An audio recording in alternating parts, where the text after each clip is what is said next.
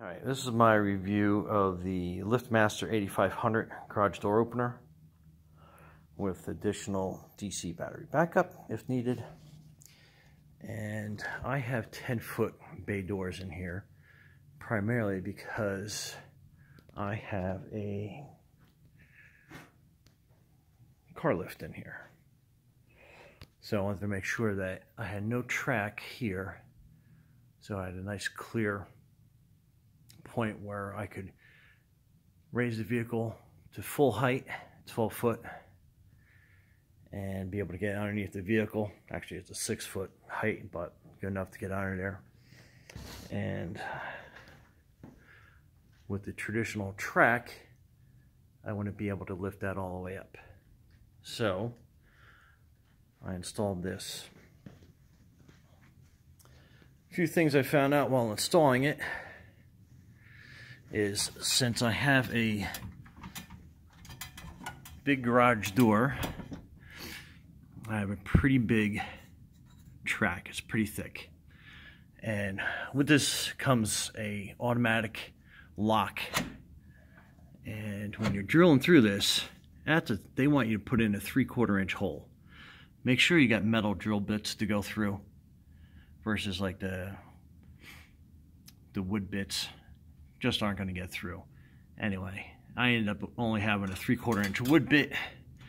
Got so far, and then I ended up using a Dremel tool to basically file out, or basically drill through the rest of it. But anyway, this is the freeing mechanism to make so you can open the door in case the motor fails for whatever reason. That's the wiring on the inside. I gotta neaten that up a little bit, but that is the cable tensioner. And basically what happens is if the cable ever snaps, this little pulley will basically snap back down, and it's a little sensor, and it'll stop the lift from moving, basically to keep it from crashing down. It was actually pretty simple to put in. I ended up initially putting it up, and I rested the mechanism on those two joints, and then I was able to fasten the bottom bolt here. The wiring was pretty straightforward. I know it's a little bit of a mess. I'll clean that up, but when the door's shut, you don't see it anyway. But I like how it's got a nice clean look all the way across. And other than that, it went in pretty easy overall. Here's another view. Total track free, so I can get the full height of that lift. But anyway, I'm trying to think if there's anything else that I wanted to cover for you guys. Going to put it in.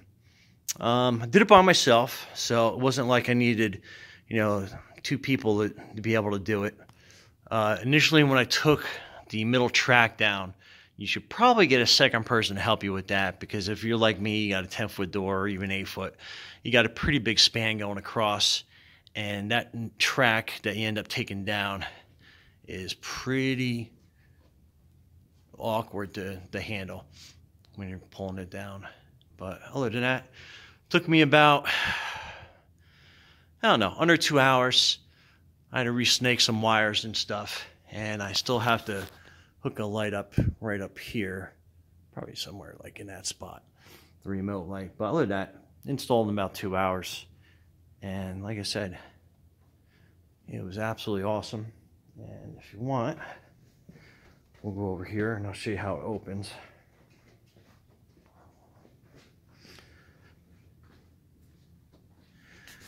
And this is my lower switch down here. That's the bottom one.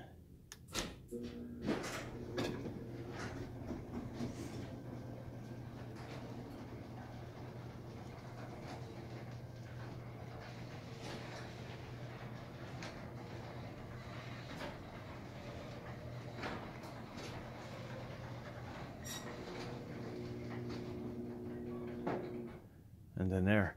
It was pretty easy to program. The only downfall I had is trying to get the force part working well on the bottom. And what I mean by force is when it closes all the way down, you'll see it starts to slow down towards the bottom. And it makes a good seal. Oh, and you heard that click. That was the automatic lock engaging. It made a pretty good seal, and in the directions it has you push down on the yellow button and it can inch it down more, and then it has another section where you can program the force. That was a little tricky. I'm still trying to get that figured out completely, but for the most part it was pretty easy. I'm happy with it. It goes a lot slower than I think a traditional garage door. But again, I have 10-foot doors, so there's a little bit of more weight on there than your standard garage door. 10 by 10, so it's basically a big square. And it's got a little bit of weight to it. But other than that, any questions, feel free to hit me at the bottom, and I'll put a link there where to get the LiftMaster 8500. I actually bought it on Amazon. I thought it was a pretty decent deal compared to any other website. The next closest was probably getting it from Walmart, but again, you know, I think Amazon's got a better return policy and pretty much hassle-free if you ran into any problems. Anyway, hope that helps. Brian here with Garage Mahal. I'll talk to you guys later. Bye.